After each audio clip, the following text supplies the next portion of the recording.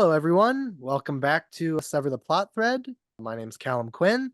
I have with me a very distinguished guest, James Roberts, writer of Transformers More Than Meets the Eye, the excellent IDW comic that not enough people have read. So I recommend you check it out after this interview. So, James, do you want to introduce yourself or anything?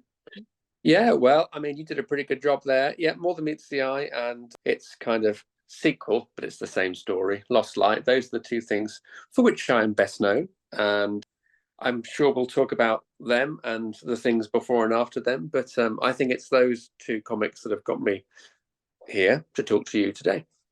Yeah. Well, I actually had more questions about your process as a writer and your Mhm. experience with writing. There's certainly a few Lost Light More Than Meets the Eye questions because I am a big fan of it, and I'd have to ask. I'd regret it if I didn't. But I want this podcast is more to help inspire new artists and writers and make it easier for them to start creating their own stories. It's basically the podcast I wish existed when I started doing this. But I guess I'll just start by saying, I found More Than Meets the Eye in my library like 2013, 2014. With volume 3, was utterly confused, but it was Transformers, so I was going to read it because I'm a big Transformers fan. Yeah. I just devoured it. It's so weird and fun and sad, and it made me cry, it made me laugh, all these things. My mom had a funny story. I said, "Hey, I'm interviewing the guy, the guy who wrote all that stuff." And she was like, "Oh, you are?" I was like, "Whoa, I remember you would come to me and you'd be like, this happened, and then it was in the story." And he's so upset because I was like, That's good. 12 when I found it. Yeah, no, that's it's, as time moves on, as it tends to do, and the distance between the launch of that comic and the present day just widens. It freaks me out when, well, people such as yourself will say, "Oh yeah, no, I was there more or less, near the beginning, and I was 12 or I was 8 or whatever people say." It always feels simultaneously ancient and yesterday. But what was it you said then? Fun, weird, and sad. That's a good way of describing it. I can't believe you started reading on volume 3 as well, which, some people would say it's not the most forgiving series for a new reader anyway. But if you start on volume 3 like some masochist, then well, you got yourself to blame for that. But I'm glad you gave it a go. It was delightful. I really enjoyed it. I have a lot of experience, it seems, getting into series at the worst possible time. Was it 2014? You said, yeah. So that you had another 5 years, more or less, of getting it when it came out. So that's good. I Yeah, mean, it's interesting. I hope with Skybound, I was going to say Skybound have got the license now for all things Transformers on the printed page anyway. And yeah, there's talk of them reprinting some of the old stuff. So let's hope the IDW material gets a new lease of life and some new readers come along, because the Skybound comic has about 3 million readers, which is lovely. So let's hope they do some digging themselves. it's a good comic. I like the new one a lot, the Skybound stuff, but I am hoping they do I Mm. would really like a fancy, premium reprint of More Than Meets the Eye. Just something with like lots of little goodies in the back of the books and art and interviews and stuff. But I mean, I'd settle for just a paperback reprint, honestly. Something to get people reading it. Yeah, no, me too. Let's go for a nice digital copy so everyone can get it relatively cheaply, and then some nice mass market paperbacks, and then the big oversized hardback omnibus type thing. I Yeah. think then everyone's happy. Well, I did want to ask, how did you get into writing? So I wrote prose stories before I wrote comics, and it was just something which started at school, so primary school, but that needs a translation, doesn't it, for people outside the UK? So ages 5 and you go to primary school in the UK. So, and then when you're in the they started doing creative writing lessons, which was always my favorite. Wasn't into science fiction when I was very young, but by the time I got to about 10, and I don't know why, it may have been Transformers actually that got me into sci-fi. You're breaking up a tad. 10, I was writing science. Repeat that, and then you can edit it, perhaps, or one. Yeah, can you hear me? Okay. Yeah, you're Yeah, just a little bit glitchy. It's mostly the video, I think. Yeah. Well, let me see if I just go to audio only for a bit, Callum. Okay. All See if right. that helps. Right. And then give me a signal if I can still see you. But let me have a look. Here we go. It says stop video. Let's see what happens if I do that. Right. You still there? Yep, I'm still here. Right. Okay. Let's see. Yeah. Just I can see you still. So give me a sign if I'm breaking up. But I'll go back and answer that question again. So I got into writing when I was young at primary school, which is if you're outside the UK, that's for ages 5 to 11. And when I was about 8, 9, 10, they started doing creative writing lessons at school, which was always my favorite. And around about that time, well, I was 8 when I got into Transformers, and I think that and maybe the echoes of Star Wars and things got me into science fiction, and so I tended to write a lot of science fiction stories. And then I very quickly got into Transformers fan fiction when I was about 12, I suppose. And then when the British comic finished in 1992, and I was 14, 15 years old then, I think. Anyway, I really dived headlong into Transformers fanfic then.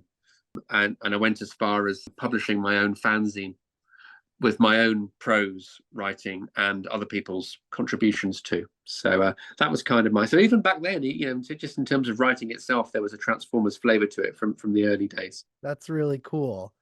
And eventually you were hired to work on the IDW book. How did that go about? I know you wrote a full-length novel of Transformers fan fiction, which I've always wanted to read and been too lazy to, but maybe you could kind of say how getting hired and all that came about.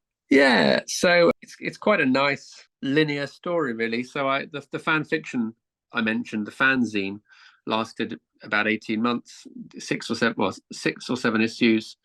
But in the fanzine, I started writing the story, which became Eugenesis, which was the novel length thing. And it wasn't just novel length. I went the whole hog. I got it professionally printed and bound as a paperback, and it was designed to emulate the Penguin Classics aesthetic. So it had a photograph cover, and it was all very it was tongue kind of in cheek given the content, but I took it very seriously, and I self-published that. I should hasten to add for Hasbro's lawyers who are listening. Self-published that, didn't make any money, of course, in 2001. And sold that at a convention, and then not long after that, a few years after that, IDW got the license, and Nick Roach, who had been another member of the Transmasters fan club, that's when I published the fanzine. Nick got a job doing covers for IDW, and then he did some interior work, and then he did a script, and he was rewarded with a mini series called Last Stand of the Wreckers, which he was also going to draw. And when that workload became unmanageable, IDW said to him, "We're going to bring in a co-writer," and they had some people in mind. I don't know who they were, but Nick sort of pushed for me to be given a chance. And in the 3 years, actually, that was 2009, actually. So for 2 years before then, I'd been pitching ideas to IDW with Nick's encouragement for various things, a Dinobot miniseries, and they used to do something called Spotlights, which was like one issue, done in one, kind of focusing on a particular character. So I pitched a few of those, and it wasn't until Last Stand of the Wreckers that I actually got the chance to co-write something at least. That's really cool. How did you go about pitching your work to IDW? Did you get an agent? Was there a submission thing? How and would what you did be applicable for people potentially wanting to send their work to publishers or Mm. to solicit, I should say? Well, I'm probably, and I recognize this now in a way perhaps which I didn't at the time, but I'm probably not the best example in terms of how to break into comics. And that was the case 10 years ago, 13 years ago. It was even more the case now because things do change. But it was really my fan fiction work and my connection to Nick and an IDW that was open to ideas. Those three things together gave me that foot in the door. And I even sent my novel-sized fanfic to the editor at the time, Andy Schmidt, as well, to have a look at. So it was just a lucky confluence of events.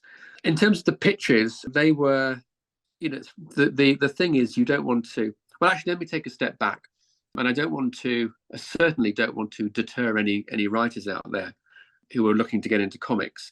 But the fact of the matter is that it is easier, in one sense, to break into comics as an artist than it is as a writer, simply because an editor can assess your work more quickly if you're an artist, literally at a glance. Whereas if you're a writer, you've got to find an editor that's prepared to devote some time to read through a script, and that can be harder. And often, these days, again, IDW, I think, has this as well. There's a note which specifically says, that they don't read unsolicited pitches or scripts, and that's driven from a legal concern, really, because I'm telling you and telling your listeners things I'm sure they already know, but there's always that risk that if you send in 500 ideas, unsolicited, and then a few months or even years later, the company that you sent those ideas to publishes something which is a bit similar to an idea that you had, then and you try to sue them, then they do not want that. So they're careful to say that if you send in anything unsolicited, it won't get read. So the best thing to do if you're looking to break into comics is, if you're an artist as well as a writer, then great, you can do both. But if you're like me, just a writer, then see if you can find an artist to collaborate with. And then this is where things have got easier. It is easier to distribute your work now, because you can distribute it around the world online. So put your product out there for the world to see. If you are able to, off your own back, on a self-publishing basis, get a bit of attention, get some people to review it, make a bit of noise, then you're more likely for it to come to the attention of a commissioning editor. So that's probably the best comic route. The other way to do it, actually, is to become famous for doing something else, and then become a celebrity comics writer. But that's harder to have control over. Yeah, I sometimes feel like I am, when you're like, you actually end up doing more work because you're too lazy to do the quote unquote easy thing. Oh God, yeah. Of like, I've pitched to a few, agents. I pitched my webcomic, Siblings of Steel. I would describe it as half More Than Meets the Eye, half Zeta the Space Girl. Sci-fi cops solving crimes and having Yeah. sad, funny stuff happen to them. But yeah, I pitched that, and then I was like, you know what? I'd rather be drawing this. So I was like, you know what? I'll just draw it, get 10 million followers, and force somebody to publish it. Well, that's not a bad business model, actually. Yeah. And there's a bonus to that, of course, which is that the more you're creating, the better you're getting. It's all good. So Yeah. in that sense, your chances of being commissioned increase. Yeah, it's quite exciting, and I feel like this podcast has also been delightful because I get to, talk to all these awesome comic creators and writers, and it's just really exciting to get, share advice, share success with people. Yes, that's a good attitude to have, and if you have that type of attitude, it tends to be reciprocated. It tends to pay off, and in my experience, the comics world, I think because people don't really get into comics for the money or the glamour, so they're doing it for, as hokey as it sounds, they're doing it for the love of storytelling and the love of comics, obviously. So in my experience, there's people that are there, they're happy to give you a leg up if they can, and if they can't, well, they'll promote your stuff and say nice things about it. So yeah, generally it's a supportive community, I think. Yeah, it really is. I will say I've done my fair share of pitching More Than Meets the Eye and Lost Light to people, but it is probably the hardest thing I've ever had to Really? sell people on, just Yeah. because of, like, it's a fantastic book, but just there are so many levels of, like, first of all, it's a Transformers book, so everyone's like, oh, like the Michael Bay movies, and I'm like, no. I know. Yeah, It's which funny. I Yeah. really liked Bumblebee, and I liked The Beasts, though those weren't Michael Bay movies. But It's a double-edged sword, actually, because I'm sure without the 2007 movie, the first movie, being so successful, and I think every film has made a lot of money, and that really gave the franchise itself a shot in the arm, and it allowed Hasbro to, I'm sure it helped the comic. So lots and lots of positives, and then perhaps a negative is that there are many people, there are millions of people that have seen the movies and don't even know the comics exist, but their perception of Transformers, for better or worse, is based on those films. And so if you weren't keen on those movies, then it may have tarred your experience of Transformers, and it'll be that much harder to get you into the comics. And even without the base stuff, and I hope this is changing. I think it is changing, but for many, many years, a toy, quote unquote, a toy title was difficult to sell. And it's funny, it's like, I don't know, again, we should all be, comics is comics, and if they're made with love and they're made carefully, and creatively, then great. And it shouldn't matter where, we live in an age of multi-platform IP, doesn't it? Everything is derived from something else. Everything is an asset being sweated. And so as long as something isn't being done cynically, then it's all good, But I take your point. It is hard to get a non-Transformers fan switched onto the comics. It is. I think people really enjoy it if they did two things, which is accept that, if you're starting with this one random book, you're not going to get all of the context. Mm. And two, what was I going to say? Oh, yeah, no, it's gone. Well, I well, think something we can deal with. Yeah, something about like not just saying it's just a dumb comic book, right? Or it's just a dumb kids comic. I think people are more accepting of that now because everything, like you said, is a spin-off or a sequel, or at least, promoted something else. Like, nobody says, well, I'm not going to read Iron Man comics because they're just a spin-off of the movies, right? Yeah, that's a good point. Actually, you're right. With the last 15 years or so, it's really seen. I wish I could think of a better term than kind of geek culture, but there's been, genre movies, and science fiction, fantasy, driven by the MCU, I guess, and Star Wars.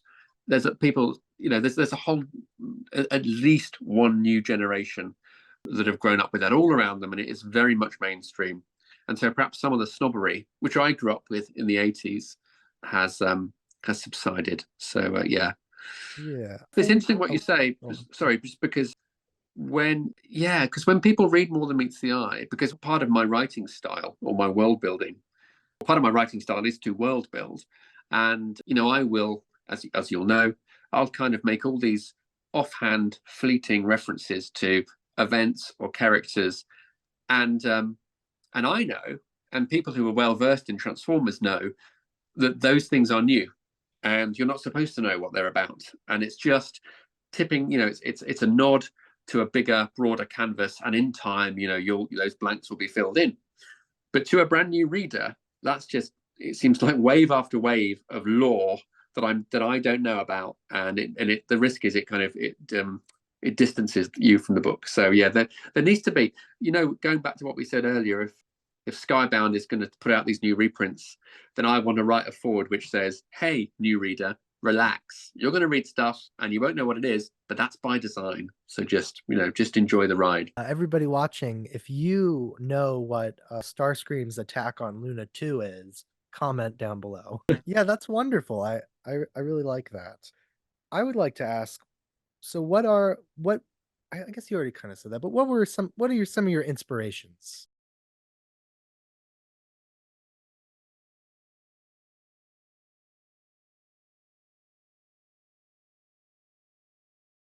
Yeah, so as a kid, well, as a younger person, I was a big comic reader. And in the UK, in the 80s, certainly 2000 AD was one of the sort of dominant action adventure titles.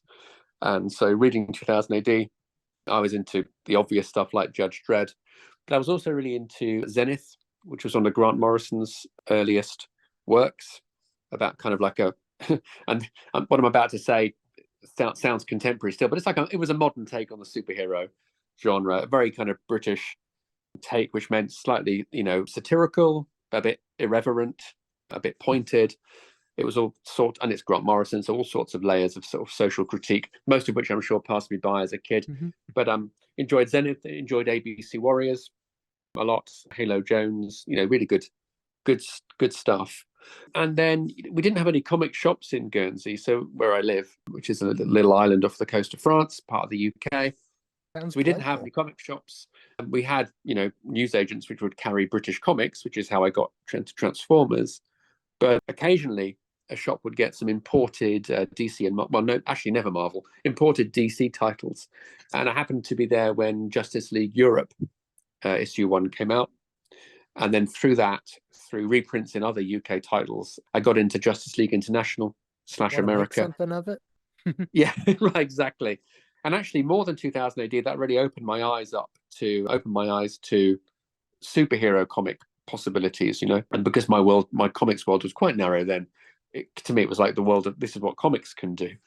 And it was the kind of, and obviously those who have read More Than Meets the Eye will see the parallels, but just characters being at the forefront, stories being driven by characters and character interactions. It was a kind of sitcom sensibility to it as well, which is a good segue into my other kind of inspirations outside of comics was sitcoms generally, like Blackadder, and Red Dwarf was a big one. I don't know how much Red Dwarf has reached the States over the years. Is it PBS is the kind of I've heard it, have, and I keep meaning to watch it, but it's just one of those things where I need the dopamine, and the ADHD will not allow that. Well, a sort of 30-second précis for the uninitiated. It was a sitcom that started in 1988. It was set obviously it's on a mining ship in space, 3 million years into the future. Human race is extinct except for one guy. he's a vending machine repairman in a deliberate kind of inversion of all the normal kind of macho science fiction tropes. He's just an absolute slob. He's a layabout. He's an absolute loser. So he's the last remnant of humanity. He's joined by a hologram of his dead bunkmate, who's his nemesis. They just irritate each other. And a creature that's evolved from the ship's cat, so like a feline sapient, ship's computer, and then in later series, the obligatory kind of robot. So it was just a really dry kind of misanthropic sitcom. It's still going. It's probably the longest running sitcom outside non-animated in the world, and it's waxed and waned over the years in terms of its quality. But the first 5-6 seasons, absolutely brilliant. And if you watch them, you'll see the parallels with More Than Meets the Eye. Definitely, it was kind of like a bunch of losers in space, and you found yourself endeared to them because of their, despite their flaws and because of their flaws. So there was that. X-Files. I was a huge X-Files fan back in the day. I was there from the beginning with the X-Files, and that really translates into how I like to. The X-Files mythology went awry, as we all know, but in the early days when you're watching it and you're being kind of drip fed these little tantalizing details. So I really took a leaf out of that book. And then more recently, the revived Doctor Who, Russell T Davies Doctor Who in 2005. I'm a big Russell T Davies fan. I like Stephen Moffat too, but RTD is where it's at for me. Isn't he back? And then, pardon? He is, yeah. I'm going to cough again, sorry. Yeah, he's just come back he's the showrunner again. They've just broadcast 3 specials. And the new there's a Christmas special, and then Ncuti Gatwa as the new Doctor. So that's all very exciting. Yeah. And then in terms of prose, good old fiction, nothing really science fiction. I wasn't a big science fiction fan in terms of, prose fan. I liked authors like Martin Amis and Graham Greene and Saul Bellow, Nabokov, and all these kind of 20th century literary greats, really, that sort of floated my boat as a teenager. That's really cool. Yeah, not sure how many of those have found their way into the comics, but they're lurking somewhere in the background. So we're all nerds here, is what you're saying. Absolutely, yeah, we're all friends. I mean, if the subject matter, 2 Transformers nerds on a writing podcast. Yeah, exactly. Yeah, we can't. We're also we're the cool kids as well. It's all changed. This is where it's at. We're hip now. We're like hip. Yeah, we're the money makers. We make all the multi-billion-dollar story ideas that we don't get paid for. Absolutely, yeah, exactly. We're just ideas farms, ideas factories. We're like, here you go, Jeff Bezos. Yeah. Yes. Enjoy your billions. We've got ideas which you can take and turn into money and keep it. Doesn't seem right, but anyway. I've got ideas, man. Yeah. Ideas for other people to profit from. Exactly. That's why I'm creator owned, unless Webtoon stole it. I'm not sure, honestly. Their contract is a little iffy. Yeah, I don't own any of it, but I had a blast. So that's wonderful. Let's see.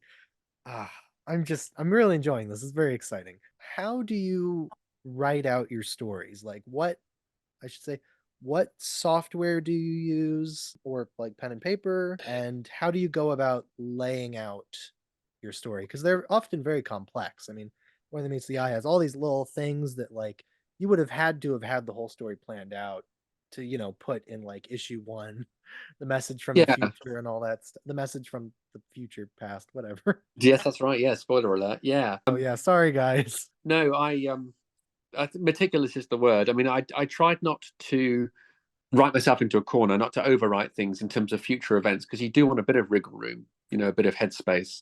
But the kind of big story beats were there. And for probably 70 or 80% of the time, the first 5 or 6 years, I would write everything longhand first of all.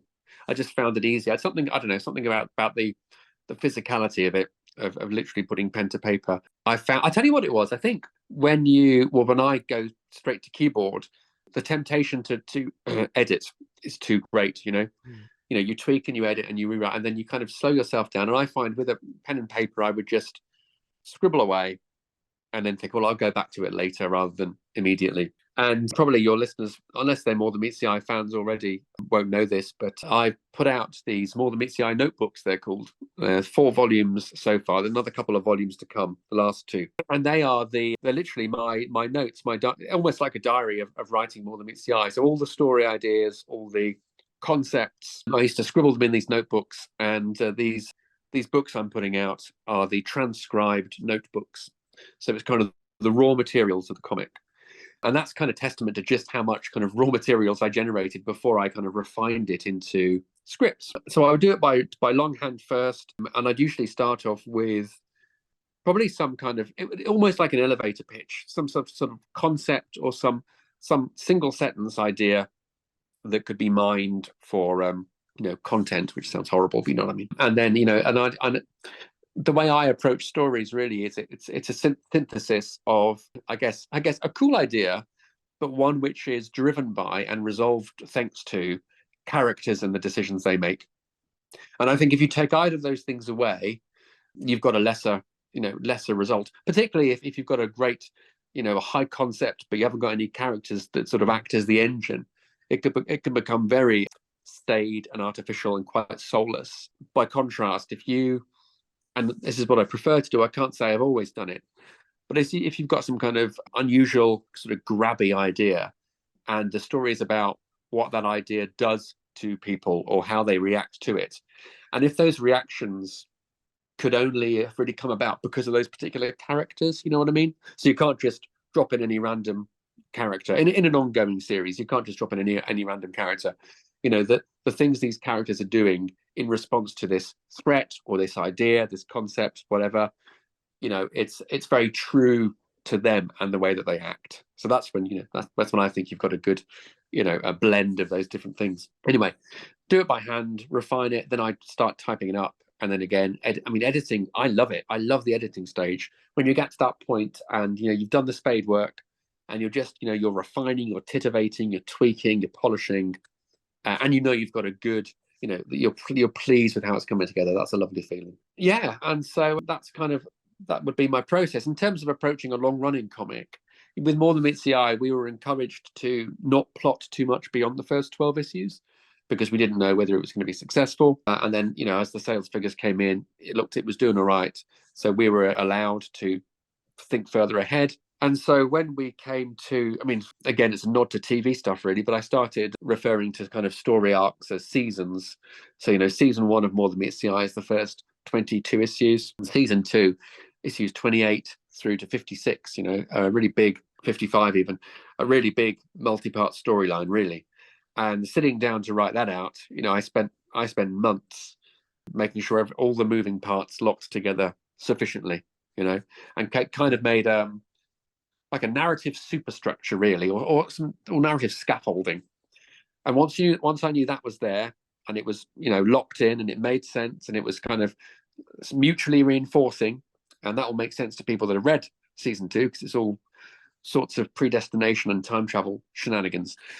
Once the scaffolding was in place, then I could pay attention to, imagine we were putting scaffolding up around a building. Once that's in place and the structure is safe, you can then start paying attention to the detail, so the paint or the little architectural flourishes, you can attend to that, knowing that all the big pieces are in place. So that was kind of the approach I took. I think that's a really good approach. Obviously it works for you, right?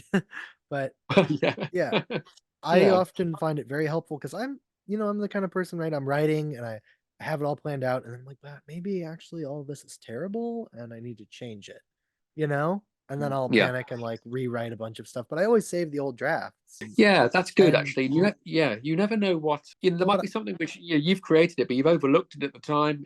For whatever reason, it didn't resonate at the time, but a year or two later, it'll bubble up to the surface again, and you'll well, and see I it in a keep a different light. list. Oh, sorry, Uh-huh. you were gonna say? No, no, go. You keep a list. I keep a list of all the stuff that I'm like, make sure to foreshadow this, Oh, and yeah, like of what I've foreshadowed in previous issues, so that even if I change it, it has to adhere to what I foreshadowed, because I don't want to like change it and then it's like, that thing where you said, and this is the hypothetical example, like the character's mom was yeah, actually, like that. You kind of got to follow up on that or people get annoyed. So, yeah. and then That's oftentimes true. I'll find that the original or like the first three drafts, are kind of where it was at anyway. And I go back to that. Yeah. Well, that's good because that gives you a bit of hopefully a bit of confidence that actually your instincts were right in the first place. The downside with long form storytelling, when you haven't got a lot of things locked in, is once you've started down that path, you're more or less committed to it, and it might not be so much that you get cold feet, or you think, "Oh, actually that's not as good an idea as I believed it was." Sometimes you might have a better idea as you're writing, halfway through, but you can't switch to that new idea because it would invalidate a lot of stuff you've already, the seeds you've already planted have to germinate in a certain way. So it doesn't work for everything, and I can imagine maybe you've already had somebody on your podcast that is a real advocate for not planning too far ahead. I mean, there was Larry Hama, who is probably most famous for writing GI Joe, a real American hero from 1982 to date, and while he had some really slow burning plots that took in some cases years to kind of unfold, he famously never planned beyond an issue. And not only that, but he would often sit down and start writing an issue, not knowing where he was going to end up, which is the antithesis of my approach. But it works for him, and he's written some fantastic stories. So who's to say? Yeah, and that's why I have so many different people on here, because you never know what thing you hear is going to work for you. So I'm a big advocate of like, don't just listen to this podcast, like get a bunch of stuff about writing, about art, and mix and match all the different advice you hear, and then just make a few different mini comics or write a few short stories, see what works for you. That is Absolutely. the key, man. You're right. I mean, if it works, it works. And if it works for you, then it's right. That's I've got Yeah. myself a glass of water, you see, because I was coughing into your listeners' ears, which wasn't very nice for them. So yes, I was going to Listeners? say, pardon, I was going to say preemptively actually, because in terms of something I don't do, but I know other writers do, and again, there's no right or wrong way, but what I've always found a non-starter is trying to think of a theme and then reverse engineer a story from that theme. So this is the message I want to get across, or this is the I want to write a story about, I don't know, grief. So okay, let's go back to the start now. How might I tell that story? So yeah, I've always found that was something which I couldn't work in that order. Often you'd write a story and then themes would emerge, and the finished product may well absolutely turn out to be a kind of subtle or not subtle treatise on XYZ, but very rarely did I think, okay, well, today I want to tell a story about X. So how might I go about that? How do you find you start stories?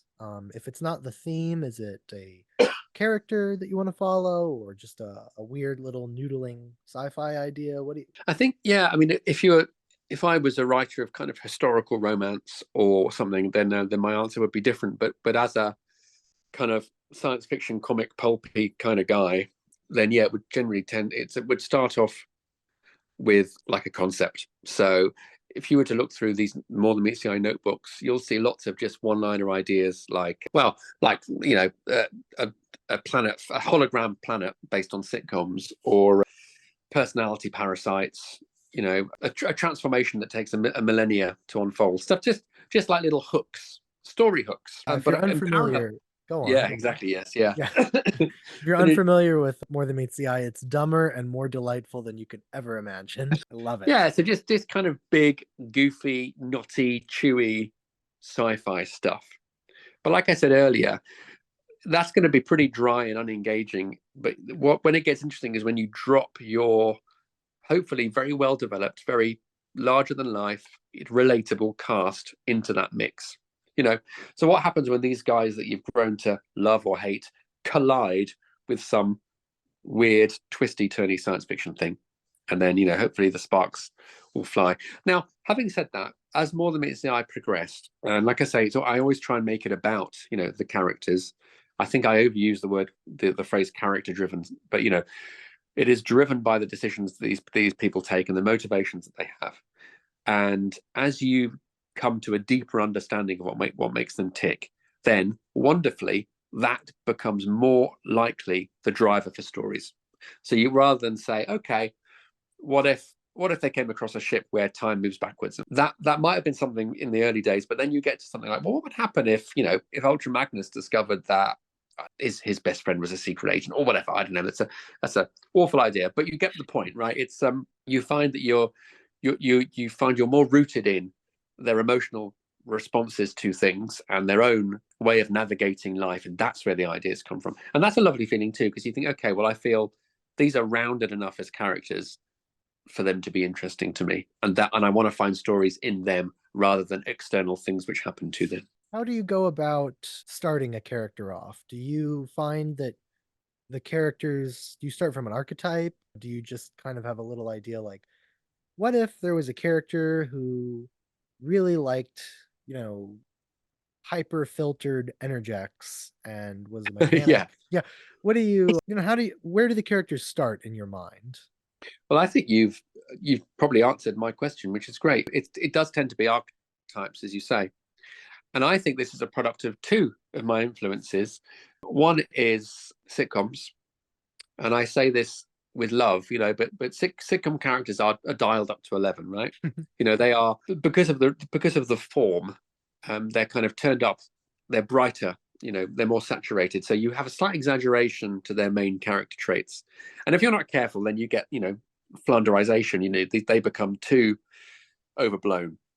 So you've got to be careful. But in general terms, I think, you know, take 2 or 3 big character beats, you know, and yeah, archetypes. That becomes your sort of the key characteristics, the sort of grounding elements of that character. And then around that, as you come to write them, and for me at least, that's when you start to introduce the subtleties and the quirks, and, you know, maybe they've got the little details again. You've put to revisit an analogy. You've put the scaffolding up. That's the kind of big personality traits, and then you start sketching in the details. What's their favorite? You know, are they into music? What's their favorite color? You know, and what have they got a sense of humor? What do they find funny? Actually, that's a good example. So you might have, okay, well, I'm writing a character, and I know that he's got a good sense of humor. You know, he's a fun character. He finds things amusing, and then as it moves from a sketch to a more detailed breakdown, you'll be like, well, what? Yeah, but what does he find funny, and why does he find that funny, and where does that? You know, has he got a dark sense of humor? What's that? You know, what's behind that? Is that masking something? And hopefully it's a fruitful kind of iterative process the more you dig into things like that. And then the other thing outside of sitcoms, weirdly, was probably Transformers tech specs, you know. So for those that don't know, back in the day, in the first few years, and this, honestly, this is a whole separate conversation around why Transformers won and GoBots lost, and all the other rip-off franchises, the rip-off toy ranges lost. Transformers was always about the characters, first of all. And so you had Marvel Comics and Bob Budiansky, for whether it was a $2 toy or a $50 toy, there'd be the same amount of biography and character written about that person. And notice how I said the word person without even thinking. So, you know, when I came to write a Transformers comic, I think I was thinking in terms of functions, because each of these characters on their tech specs on the back of the toy box would have a function. So it would be I don't know, espionage or subspace technician or a gunner. And that's actually, from a writer's perspective, that's not a bad starting point. What do they do? What's their job? How are they? What would other people in that universe think of them as doing? Why are they here? Yeah, exactly. Why are they necessary? Right, and this is I mean this in every sense of the word. What's their function? So what's their occupation? What's their utility? But also, what's their point? Why are they in this story? And then as you build up each of your characters, you've always got to be wary of interchangeability. If you find yourself writing a scene, and you've got various lines of dialogue, and those lines of dialogue could be attributed to any one of number of characters, then you're doing something wrong, really. I mean, you don't want to go overboard with this. And there's a whole heap of stuff in life, dialogue-wise, which is just generic. That's just conversation, So you can't. Much as I love Stephen Moffat, I think Stephen Moffat is somebody that is terrified of turning in an everyday sentence. I think weirdly, I think it stems from a lack of confidence in his own work. Everything's got to be like a quip or a bon mot or an aphorism or something, But that aside, I digress. You do want to, like, if you were to read a dialogue exchange between certain characters in More Than Meets the Eye, I would hope that you can't just flip it around and say, you know what, we're going to have character one start that conversation now, and give him character two's lines. You want to be able to say, well, he wouldn't say that. She wouldn't say that. Just as much as you think, well, no, she would. Just think how visceral and powerful it is when you're watching a long form storytelling on TV or in a movie or whatever, and you're like, well, that action is really out of character for that, for that person. They wouldn't do that. And you want to be in a position where you can say, well, they wouldn't say that. That doesn't sound right coming from their mouth. So that's hopefully where we get to. Yeah, that's really good advice, man. Thank you for watching the video. If you enjoyed it, please remember to subscribe to my channel and hit the notification bell to be notified of my future uploads. You can also leave a like and comment below to let me know what you think of this video. And if you're a fan of my comic, Siblings of Steel, you can read it on my website, Webtoon, and Instagram. All the links are in the description below. If you want to support me and get access to exclusive content and early access to my videos, consider becoming a member of my Patreon community. Once again, thank you for watching, and I'll see you in the next one.